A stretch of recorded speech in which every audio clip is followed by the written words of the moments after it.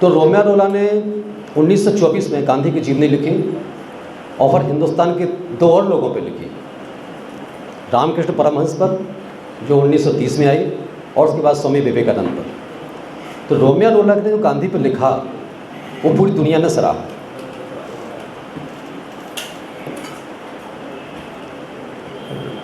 उसके बाद और जो सबसे रोमियो रोला के बाद जो गांधी की जीवनी प्रसिद्ध हुई वो थे लुई फिशर।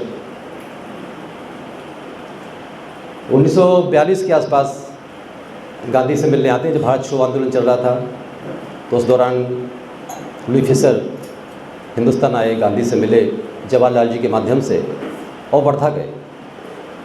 तो लुई फिशर बड़ा अद्भुत लिखते हैं उनके बारे में कि उन्होंने एक सप्ताह गांधी के साथ बिताया। तो गांधी में जो उन्होंने कहा कि इनर स्पिरिट गांधी के अंदर थी, अंतर ज्योति वो गांधी की आभा मंडल के साथ थी कि हर कोई जो पहुँचता था उस अंतर ज्योति से प्रभावित हो जाता था। गांधी का इनर इतना ज़्यादा मजबूत था कि गांधी हर व्यक्ति को प्रभावित कर लेते थे। गांधी कोई अद्भुत व्यक्तित्व का नाम गांधी था। तो गांधी ने कहा कि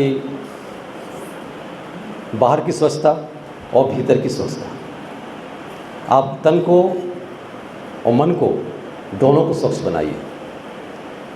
परिवेश की सफाई करेंगे, तन की सफाई करेंगे और मन की सफाई करेंगे। जब मन की स्वच्छता लाएंगे तो आपके अंदर एक पवित्रता आ जाएगी, और जब व्यक्ति के भीतर पवित्रता आती है तो सारे सद्गुण साथ चले आते हैं।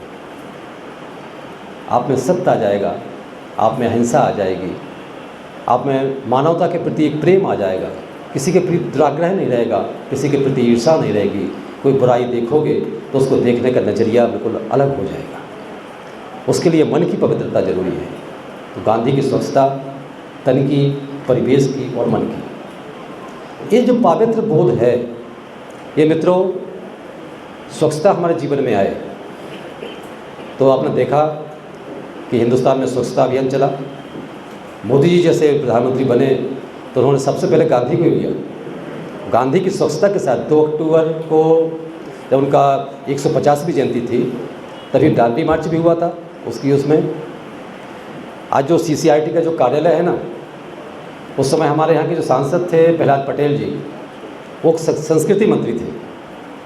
तो उन्होंने उस दांडी यात्रा का नेतृत्व किया था। उन्हीं के प्रयासों से क्षेत्रीय कार्यालय बना और सौभाग्य कि आप सब मिल पाए। यदि ये क्षेत्रीय कार्यालय नहीं होता, ये बात जरूर है कि आप लोगों को दिक्कत हुई होगी, भोजन में दिक्कत हो रही होगी, रहने में दिक्कत हो रही होगी, पर ये दिक्कतें 10 दिन की छोटी हैं। आपने जो मिलकर के इतने लोगों का एक सांस्कृतिक एकता का ताना बाना बुना है, ये महत्वपूर्ण है। कठिनाइयाँ हम झेल लेते हैं पर ये अवसर नहीं मिलते हैं। तो मैं तो हमेशा प्रहलाद पटेल जी हमारे साथ चले जाते हैं कि यार आपने हमारे सांसद ना होते, केंद्र में संस्कृति मंत्री नहीं होते तो एक क्षेत्रीय कार्यालय दमोह में नहीं बनता, तो आप सब नहीं मिलते। तो मैं उनको भी धन्यवाद देता हूँ इस बात के लिए। गांधी से इसी तरह किसी ने पूछा, एक ब्रिटिश पत्रकार था, गांधी से पूछता है, गांधी आप किस धर्म को मानते हैं? उसके 3 सवाल उसने किए। गांधी आप किस धर्म को मानते हैं और आपके अनुयायी आपको किस दृष्टि से देखते हैं, और आपका जो धर्म है उसका मानवता के लिए क्या उपयोग है? गांधी मितभाषी थे, जितना जरूरी है उतना ही बोलते थे। एक शब्द भी गांधी का यहाँ से वहाँ नहीं होता था। गांधी जैसा टाइम मैनेजमेंट, समय का प्रबंधन किसी और व्यक्ति में, किसी और राजनेता में, किसी और महात्मा में नहीं मिला। आप देखें कि गांधी ने इतने व्यस्त जीवन में भी कि पूरी दुनिया के लोगों से मिलने आते थे, और गांधी अखबार निकालते थे हरिजन, गांधी किताबें लिखते थे। गांधी ने 1 लाख पेज लिख छप चुके थे, और जब गांधी का देहावसान हुआ तो 75,000 पृष्ठ A4 साइज के अप्रकाशित रह गए थे।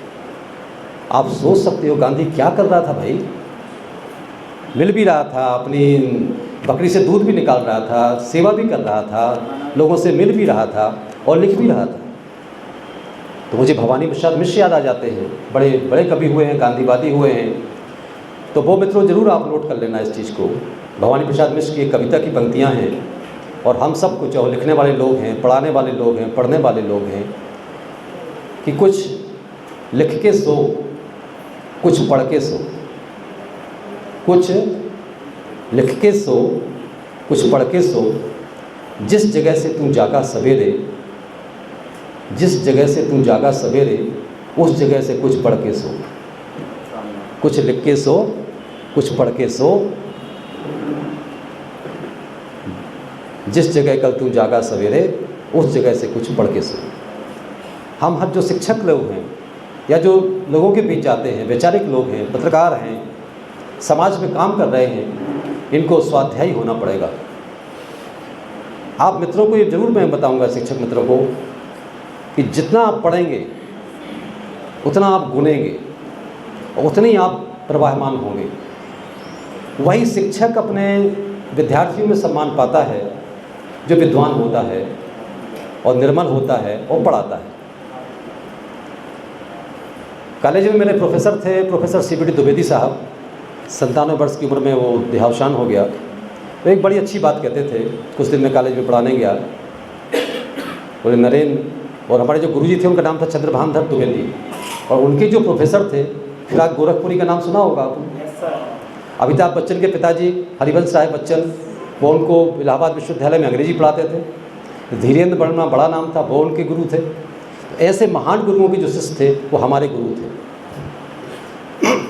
तो द्विवेदी साहब ने बड़ी अच्छी बात कही एक पीरियड लेते हुए, कि जब तुम पढ़ाने जाओ तो एक काम करना, पूरी तैयारी के साथ जाना।